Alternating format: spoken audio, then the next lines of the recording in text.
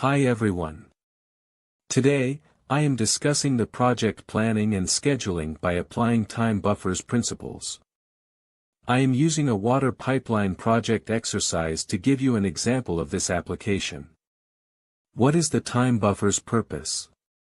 Buffers provide a time protection at the end of the project, 10% to 20% of the total deadline in the case of construction projects, called project buffer, with the purpose of absorbing all delays and time waste that occur in the critical chain of the project. In other words, time planning using time and resource buffers act as protection against problems that may arise. The figure in front shows the project tasks scheduled including the daily work resources and the daily production required for each task as it was formulated in an Excel spreadsheet. The project will be a construction of a 100 km water pipeline. The project activities scheduled are layout, levels and staking out, topographic control, trench excavation with equipment, manual excavation plus refine, support bed, first stage and second stage backfill with equipment, removal of excess material, supply of pipes, joints, rings, placement of pipes and accessories, hydraulic testing in open trench and closed trench. The project contractual term is 265 calendar days. The project solution goes through the following steps. Step 1. Determining the project buffer.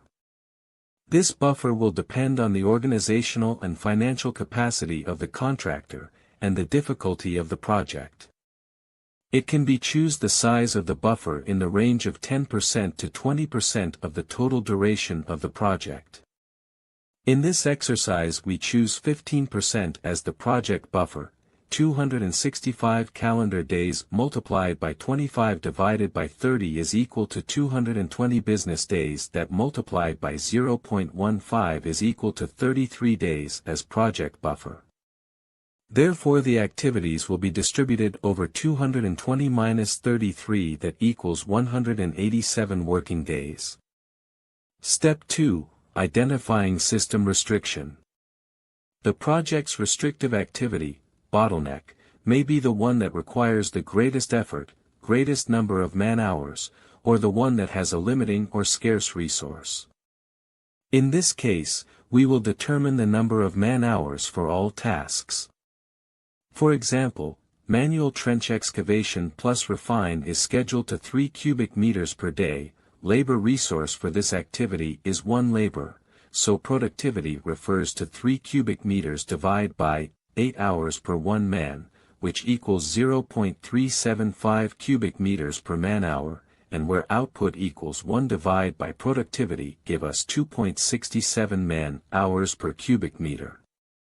Then calculation of the man-hours of the task goes as quantity multiplied by output or 26,780 cubic meters multiplied by 2.67 man-hours per cubic meter that equals 71,413 man-hours.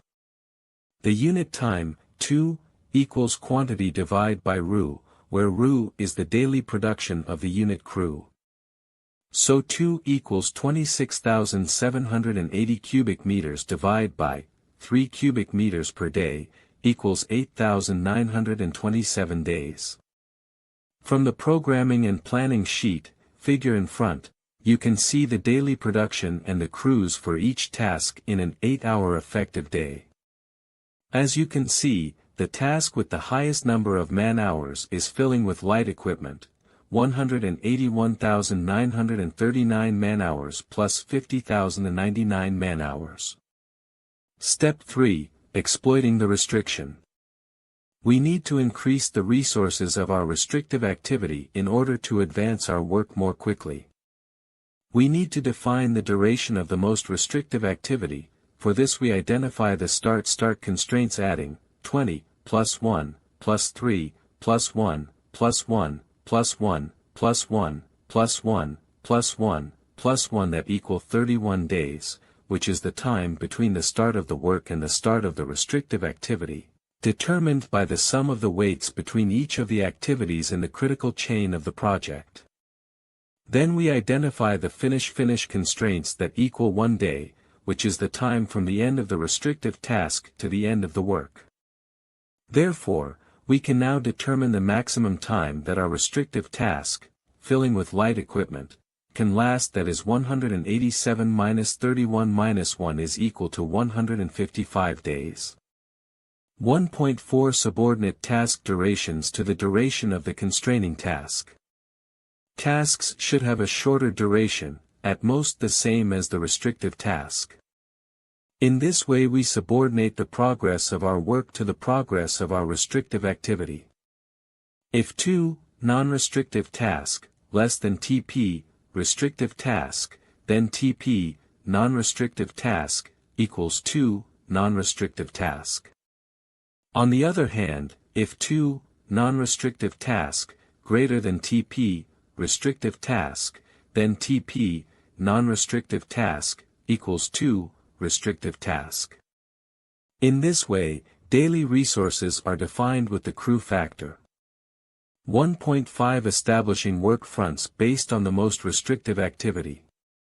The figure in front indicates the activity called filling with light equipment, colored in yellow, identified as the restrictive task, which has a daily production of 372 cubic meters per day, which is equivalent to a linear advance of 645 meters per day.